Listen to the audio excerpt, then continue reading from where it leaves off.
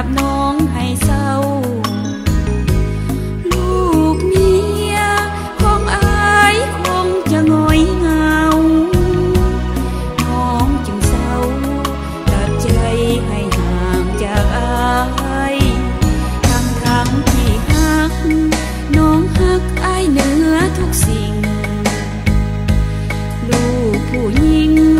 อย่างน้องก็มีหัวใจน้องจึงบ่กล้าที่จะทำลาย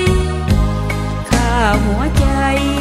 ของลูกและเมียของอายกลับไปหาลูกเมียอายเถิดนาน้องขอลาชาติหน้าจึงพบกันใหม่หลายปีที่น้องทนเจ็บทนอายขอตัดใจจากอายตลอดชีวิต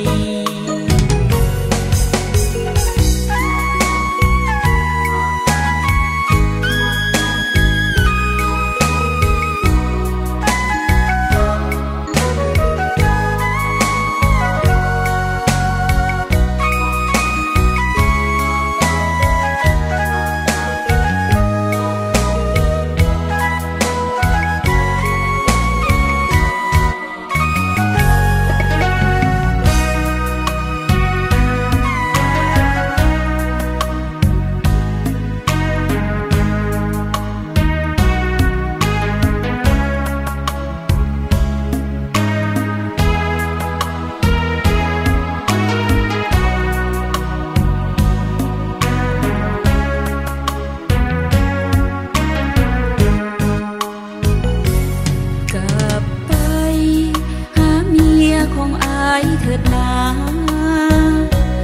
จงอย่ามาเกี่ยวพันกับน้องให้เศร้าลูกเมียของอายคงจะหงอยเหงา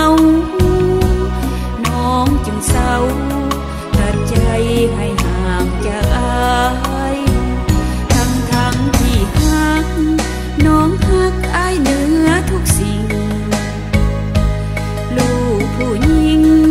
อย่างน้องก็มีหัวใจน้องจึงบ่กล้าที่จะทำลายค่าหัวใจ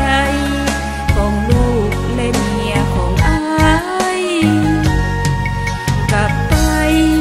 หาลูกเมียอายเถิดนาน้องขอลา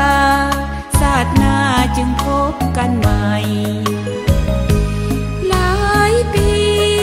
ที่น้องทนเจ็บทน